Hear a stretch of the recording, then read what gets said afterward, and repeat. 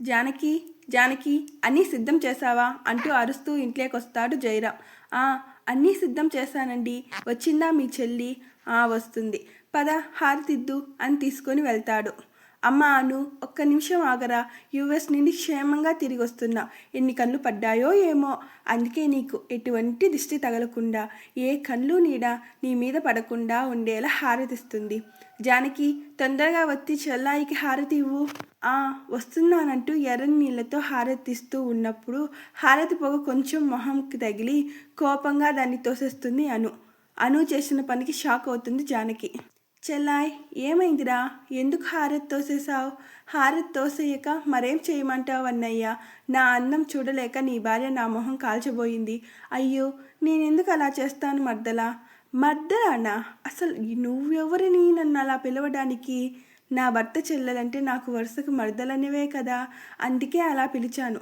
నీకు ఇష్టం లేకపోతే అను అని పిలుస్తానులే. అనునా? నువ్వేదో నాకు బొడ్డు కోసి పేరు పెట్టినట్టు దర్జాగా పిలుస్తున్నావేంటి? అయినా నీ స్థాయి ఏంటి, నా స్థాయి ఏంటి? కూటికి దికానా లేని నిన్ను మా అన్నయ్య పెళ్లి చేసుకుంది ఏదో నిన్ను ఇష్టపడి కాదు, నా కాలి కింద చెప్పులా నా పని మనిషిలా ఉంటావని. కనుక ఇప్పటి నుండి అమ్మాయి గారు అని పిలువు. అదేంటి అలా మాట్లాడుతున్నావు అంటూ భర్త మొహం వైపు చూస్తుంది. చెల్లెలు నానా మాటలంటున్నా నోరెత్తలేని భర్తను చూసి ఇంకేం అనలేక మౌనంగా ఉంటుంది. కానీ చాలా బాధేస్తుంది తనకి. ఇంట్లో ఉన్న పని వాళ్ళు తనను చూస్తూ ఉంటే తల కొట్టేసినట్లు అవుతుంది తనకి. బాధగా కూర్చుని ఉన్న జానకి దగ్గరికి వస్తాడు జయరాం. జానకి, ఏమైంది? ఎందుకు అలా కూర్చొని ఉన్నా? ఇందాక ఏం జరిగిందో మీరు చూశారు కదా అండి. అదా, పాపం తను చిన్నపిల్ల. చిన్నప్పటి నుంచి యుఎస్లో పెరగడం వలన తనకి ఇవేం తెలియదు. కనుక తనకు నచ్చినట్లు నువ్వే ఉండాలి, సరేనా? అలాగే. చెల్లెలంటే గుర్తొచ్చింది. మా చెల్లికి బిర్యానీ అంటే చాలా ఇష్టం. నువ్వు చాలా బాగా చేస్తావు, వెళ్ళి చెయ్యి అని ఆర్డర్ వేసేసి వెళ్తాడు. భర్త ప్రవర్తనకి కంగు తింటుంది జానకి. యుఎస్లో పెరిగితే ఏమి, మంచి చెడ్డ ఆ మాత్రం తెలియదా తనకి అనుకొని పైకి ఏమనలేక మౌనంగా వెళ్ళి బిర్యానీ చేస్తుంది. తర్వాత అందరినీ పిలిచి వడ్డిస్తుంది. అను ఒక ముద్ద నోట్లో పెట్టుకుని, తూ, అసలు ఇది బిర్యానీనేనా? ఏమైందమ్మా, బాగుంది కదా, నీ మొహంలా చండాలంగా ఉంది అంటూ ప్లేట్ని జానకి మొహం పైకి విసురుతుంది. వేడి వేడి బిర్యానీ మొహం మీద పడడంతో మొహం కాలి మంట వేస్తుంది తనకి. అను చేసిన పనికి షాక్ అయి, అను ఏంట్రా నువ్వు చేసింది అని మందలించబోతున్న జయరాంని చూసి, అమ్మ చూసావా, పెళ్ళవగానే అన్నయ్య ఎలా మారిపోయాడో, వాడి పెళ్ళాం బిర్యానీ బాగోలేదన్నందుకు నన్ను తిడుతున్నాడు అని దొంగ కన్నీళ్లు పెట్టుకుంటుంది. అయ్యో చెల్లి, అలా కాదురా, అలా వేయడం తప్పు అంటున్నా అంతే. అయినా నిన్నెప్పుడైనా నేనేమైనా అంటానారా? నువ్వంటే నాకెంత ఇష్టమో తెలియదా అంటూ చెల్లని ఓదార్చే పనిలో పడతాడు. భార్యని పట్టించుకోకుండా. కూతురు కన్నీళ్లు చూసి అత్తగారికి చాలా కోపం వస్తుంది. నా కూతురు వచ్చి ఒక్కరోజు అయ్యిందో లేదో, అప్పుడే అన్నా చెల్లెల మధ్య చిచ్చు పెట్టావు కదే. అయినా రోజు బాగా చేస్తావు కదా, మరి ఈరోజు ఏమైంది? ఇంత చండాలంగా చేసావు బిర్యానీ. ఓ, అర్థమైంది, నా కూతురు తినకుండా చేయాలనే కదా నీ ప్లాన్ అంటూ అద్దగారు సంబంధం లేకుండా తనకిష్టం వచ్చినట్టు తిడుతుంది. వాళ్ళనే మాటలు వింటూ బొమ్మలా ఉండిపోతుంది జానకి. అసలు ఏం జరుగుతుందో అర్థం కాని అయోమయంలో ఉంటుంది తను. తరువాత జానకి తప్ప మిగిలిన వాళ్ళు హోటల్కి వెళ్ళి భోజనం చేయడానికి వెళ్తారు. జానకి బాధగా అక్కడ కింద పడిన అన్నంని తీస్తూ ఉంటే పని మనిషి కాంతం వచ్చి, అమ్మగారు మీరు తప్పుకోండి, నేను శుభ్రం చేస్తాను ఇక్కడ. పర్వాలేదులే కాంతం, నేను చేస్తానులే, మీరు లేవండమ్మా అని బలవంతంగా తన చేతిలో ఉన్న ప్లేట్ తీసుకొని కింద పడిన అన్నంని శుభ్రం చేస్తూ, అమ్మ, ఇప్పుడు వచ్చిందే మీ ఆడపడుచు, ఆవిడకి చాలా పొగరమ్మా. ఒక్కటే ఆడపిల్లని వీళ్ళు గారాబం చేయడంతో అందరి నెత్తికెక్కి కూర్చుంటుంది తను. అది కూడా కాక అయ్యగారు, అదే మీ ఆయన ఉన్నారే, ఆయనకి చెల్లంటే మహా ఇష్టం. ఇంకా మీ అత్తయ్య మావయ్య గారి గురించి చెప్పవలసిన అవసరమే లేదు. ఆవిడ గారంటే ప్రాణం. అందుకే ఆవిడ ఏం చేసినా ఇంట్లో ఎవరు ఏమీ అనరు. ఆయన చెల్లి కనుక ఆయనకి ఇష్టం ఉండొచ్చు కాంతం, తప్పు అనను. కానీ పెద్దంతరం చిన్నంతరం అనేది చూడకుండా తన నోటికి ఎంతొస్తే అంత అంటుంది. ఏంటి అది తప్పు అని చెప్పాలని కూడా తెలియదా వీళ్ళకి? వాళ్ళంతేనమ్మా, ఏం చెప్పరు. ఒకవేళ వాళ్ళు ఏమైనా తననంటే వెంటనే విదేశాలకు వెళ్ళిపోయి కనీసం ఫోన్ కూడా లిఫ్ట్ చేయకుండా ఉంటుంది. అందుకే వాళ్ళకు భయం. ఆ అమ్మాయి గురించి నీకు తెలియదమ్మా, ఎందుకంటే మీకు ఈ మధ్యనే పెళ్ళయింది కదా, అందుకే తన గురించి నీకు తెలియదు. కానీ నాకు తెలుసు, బాగా డబ్బులు ఉన్నాయని తలపొగురు మనిషి. కనుక నువ్వు కూడా ఆమెతో జాగ్రత్తగా ఉండమ్మా. ఆవిడ ఉన్న ఈ కొన్ని రోజులు ఆవిడకి నచ్చినట్లు వండి పెట్టమ్మా, సరేనా? సరే కాంతం అని ఆ రోజు నుండి అన్నీ అనుకు నచ్చినట్లే చేస్తూ ఉంటుంది జానకి. అంతకుముందు పేదింటమ్మాయి అని అత్తగారికి చిన్నచూపు ఉండేది. దానికి తోడు కూతురు తోడు కావటంతో చిన్నచూపు కాస్త చులకన చూపు అవుతుంది. ప్రతి దానికి ఏదో ఒక వంక పెట్టి జానకిని తిడుతూ ఉండేవాళ్ళు. జానకి ఏదైనా చెబుదామంటే నోరెత్తనిచ్చేవాళ్ళు కాదు. కనీసం భర్త అయినా సపోర్ట్ చేస్తాడేమో అనుకుంటే అతను ఏం అనకుండా ఉండడం చూసి ఇంకా బాధేస్తుంది. అలా భారంగా రోజులు గడుస్తున్న వేళ ఒకరోజు జాగింగ్కి వెళ్ళొచ్చినాను. అబ్బా డాడ్, కాళ్ళు నొప్పులుగా ఉన్నాయి. అవునా, డాక్టర్ దగ్గరికి వెళ్దామా అను. ఇంత చిన్నదానికి డాక్టర్ దగ్గరికి ఎందుకులే డాడీ, ఎవరైనా కాళ్ళు పడితే తగ్గిపోతాయి అని జాగింగ్కి వెళ్ళొచ్చిన వెంటనే తనకి జ్యూస్ తాగడం ఇష్టమని జ్యూస్ తీసుకుని వచ్చిన జానకిని చూసి, ఇటురా, వచ్చి కాళ్ళు పట్టు. ఏంటి, నేనా అని షాక్ అయి ఆశ్చర్యంగా ఇంట్లో వాళ్ళ వైపు చూస్తుంది. అత్త, మామ, భర్త అక్కడే ఉన్న ఒక్క మాట మాట్లాడకపోవడం చూసి బాధేస్తుంది. ఏంటి, నీకే చెప్పేది, వచ్చి కాళ్ళు పట్టు.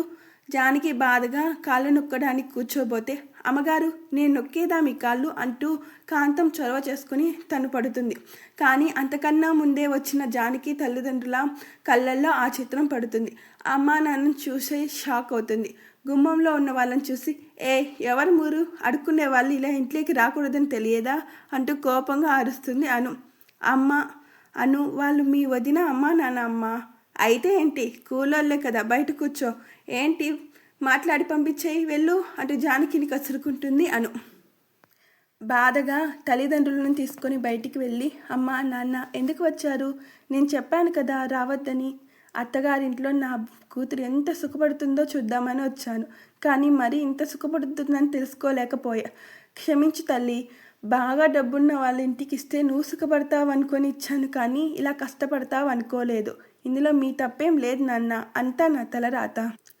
ఇంకా ఇక్కడ బాధలు పడుతూ మాటలు అనిపించుకుంటూ నువ్వు ఇక్కడ ఉండాల్సిన అవసరం లేదు తల్లి. పద, మన ఇంటికి వెళ్దాం.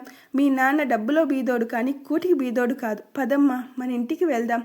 లేదు నాన్న, నేను రాను. ఏ తల్లి, ఎందుకు రావు? నాన్న, నాకు పెళ్లి చేసి పంపించేటప్పుడు మీరేం చెప్పారు? ఇప్పుడు నువ్వు వెళ్ళే ఇల్లు నీదే తల్లి. ఇక్కడ కష్టాలు నష్టాలు వస్తూ ఉంటాయి, వాటిని ఓర్చుకొని గుట్టుగా సంసారం చేసుకోవాలమ్మా అని మీరే చెప్పారు నాకు. మరి ఇప్పుడు నేను మీతో వస్తే ఇంకా ఆ మాటలకు అర్థం ఏముంటుంది నాన్న? అయినా అన్నంలో రాయొస్తే పడేస్తామా నాన్న? లేదు కదా, తీసి పక్కన పెట్టి తింటాం కదా. ఇది కూడా అంతే నాన్న. ఇప్పుడు మా ఆడబిడ్డ రూపంలో నాకు కష్టాలు వస్తున్నాయి. తనను మార్చి గుట్టుగా సంసారం చేసుకోవాలి, కానీ ఇలా ఇల్లు వదిలేసి వస్తే ఏం బాగుంటుంది నాన్న? ఒకవేళ వస్తాను, ఎన్ని రోజులని మీరు చూస్తారు? ఏదో ఒక రోజు నా ఇంటికి నేను రావాలి కదా నాన్న. ఇలా అటు ఇటు తిరుగుతూ ఎటు కాకుండా పోయే కన్నా ఇలా అత్తగారింట్లో గౌరవంగా బ్రతకడం మేలు నాన్న. నా గురించి మీరేం దిగులు పెట్టుకోవద్దు. బాగుంటాను నాన్న, క్షేమంగా ఇంటికి వెళ్ళండి అంటూ తల్లిదండ్రులకు నచ్చచెప్పి పంపిస్తుంది జానకి.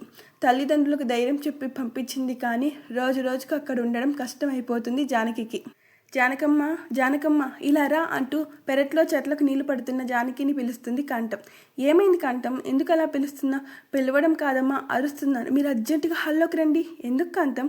ఎందుకంటారేంటమ్మా? అక్కడ మీ ఆయనకి రెండో పెళ్లి చేయాలని అందరూ మాట్లాడుకుంటున్నారు. ఏం మాట్లాడుతున్నావు కాంతం? నేనుండగా మళ్ళీ మా ఆయనకి ఇంకొక పెళ్ళేంటి? ఉందిగా మీ ఆడపడుచు, అదే మీ ఆయన మనసు మార్చి రెండో పెళ్ళికి ఒప్పిస్తుంది. ఎప్పటిలా మీరు ఇలాగే అమాయకంగా ఉన్నారనుకుంటే మీ జీవితం నాశనం అవుతుందమ్మా. అందుకే ఇప్పుడు మీరు ధైర్యం చేయాలి. ఇప్పుడు కనుక మీరు ఎదురు తిరగకపోతే మీ ఆయన గారు మీకు విడాకులు ఇచ్చి ఇంకొకరిని చేసుకోవడం ఖాయం. అన్నిసార్లు మౌనం సరికాదమ్మా. అవును కాంతం, నువ్వు చెప్పింది నిజమే. ఇప్పుడు కనుక నేను నోరెత్తకపోతే నా జీవితం నాశనం అవుతుంది అనుకొని హాల్లోకి వెళ్తుంది. వరే అన్నయ్య, నువ్వేదో బిజినెస్ స్టార్ట్ చేద్దాం అనుకున్నావు కదా, దానికి నా ఫ్రెండ్ వనజ లేదు, వాళ్ళ నాన్న హెల్ప్ చేస్తారంట. అవునా, నాకు చాలా హ్యాపీగా ఉందిరా. కానీ ఒక కండిషన్ మీద. కండిషనా? ఏంట్రా అది? నువ్వు నా ఫ్రెండ్ని పెళ్లి చేసుకునే ఒప్పందం మీద. నాకు ఆల్రెడీ పెళ్ళైంది కదరా. నేను ఆ విషయం తనతో చెప్పానురా. అయినా కానీ తను నిన్ను పెళ్లి చేసుకోవడానికి సిద్ధంగా ఉంది. వెంటనే నీ పెళ్ళానికి విడాకులు ఇచ్చి నా ఫ్రెండ్ని చేసుకో, కోటేశ్వరుడు అయిపోతావు అని చెబుతున్నా అను చంప పగలకొడుతుంది జానకి. How dare you? నన్నే కొడతావా? కొట్టడం కాదు, చంపేస్తాను. నా భర్తకు లేనిపోనివన్నీ నేర్పాలని చూస్తే. ఆడబిడ్డగా ఈ ఇంట్లో నువ్వు అధికారం చెయ్యి, భరిస్తాను. అంతేకాని నాకు నా భర్తకి మధ్య చిచ్చు పెట్టి మమ్మల్ని విడదీస్తానంటే ఊరుకునేది లేదు, సహించేది లేదు. సహించక ఏం చేస్తావే? అయినా కూటికి దిగానాలేని నిన్ను తీసుకువచ్చి ఇంటి కోడలుగా చేస్తున్నందుకు మా మీదకు బాగానే వస్తున్నావు కదా. అయినా మంచి ఇంటి నుండి వస్తే కదా చదువు సంస్కారం గురించి తెలిసేది. అవును అత్తయ్య, సంస్కారం మీ దగ్గర, అలాగే మీ కూతురు దగ్గర నేర్చుకోవాలి. అన్న భార్యని పని మనిషి అనే మీ కూతురు సంస్కారంకు నా జోహార్లు. అసలు ఏ రోజైనా ఈ ఇంట్లో కోడలిగా ఉన్నానా అత్తయ్య? నేను కోడలు దేవుడెరుగు, కనీసం మనసులా కూడా చూడలేదు. పని మనిషి కన్నా హీనంగా చూశారు నన్ను మీరు, మీ కూతురు. చూసావా రామ్, మీ భార్య ఎలా మాట్లాడుతుందో? అందుకే నేను అప్పుడే చెప్పాను, వద్దురా ఇలాంటి లో క్లాస్ వాళ్ళని. కానీ నువ్వే వినకుండా చేసుకున్నావు. ఇప్పుడు చూడు ఎలా మా మీద పెత్తనం చలాయిస్తుందో అంటూ దొంగ కన్నీళ్లు పెట్టుకుంటున్న తల్లిని చూసి జానకి, ఏమైందని? నోరు మూసుకొని లోపలికెళ్ళు. ఇన్ని రోజులు నోరు మూసుకునే ఉన్నానండి. ఇప్పుడు కూడా నేను అలాగే ఉంటే నాశనం అయ్యేది నా జీవితం. చూడండి, మీకు మీ చెల్లి తల్లి అంటే ఇష్టం ఉండొచ్చు, కాదనను. కానీ వాళ్ళ మీద ప్రేమతో పెళ్ళాన్ని బాధ పెట్టకూడదు. అయినా అత్తయ్య, ఎప్పుడు చూసినా లో క్లాస్ కూడు గది లేని కుటుంబం అంటూ మమ్మల్ని వెక్కిరిస్తున్నారు. ఏ అత్తయ్య, మా ఇంట్లో గది లేక ఏ రోజైనా మీ దగ్గరికి వచ్చి మాకు అన్నం పెట్టమ్మా అని మా తల్లిదండ్రులు మిమ్మల్ని అడిగారా? లేదు కదా. ఎందుకు అత్తయ్య మీరేదో సాకుతున్నట్లు మాట్లాడుతున్నారు? అవును, మేము లేని వాళ్ళమే, కానీ మీలా మితిమీరిన వాళ్ళం కాదు. అత్తయ్య, ఒక్క నిమిషం ఆలోచించండి. ఈరోజు మీరు నాకు అన్యాయం చేయాలని చూస్తే మీకు కూడా ఒక అమ్మాయి ఉంది. ఆ దేవుడు తిరిగి మీకు అదే గతి పట్టేలా చేస్తాడు, జాగ్రత్త.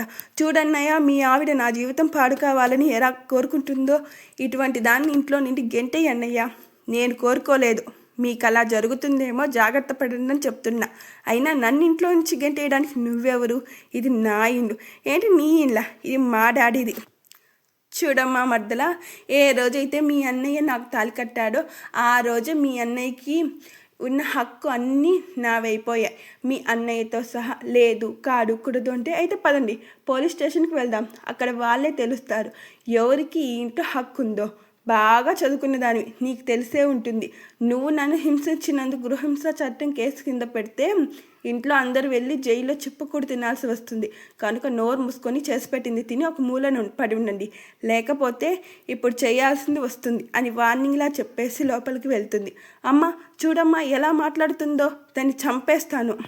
నువ్వు నోరు ముయ్యవే బాబు. ఇలాంటి కేసుల్లో ఇరుక్కొని లాక్కోలేక పిక్కోలేక రోజు పోలీస్ స్టేషన్లో చుట్టూ తిరుగుతున్నా నాకు తెలిసిన వాళ్ళు. కనుక నోరు మూసుకొని ఉండు అంటూ కూతుర్ని తిట్టి ఆ రోజు నుంచి జానకిని బాగా చూసుకుంటూ ఉంటారు వాళ్ళు. హాయ్ ఫ్రెండ్స్, మీకు ఈ స్టోరీ నచ్చితే లైక్ చేయండి, షేర్ చేయండి, కామెంట్ చేయండి అండ్ సబ్స్క్రైబ్ చేసుకోండి ఫ్రెండ్స్. అండ్ నన్ను సపోర్ట్ చేయండి ప్లీజ్.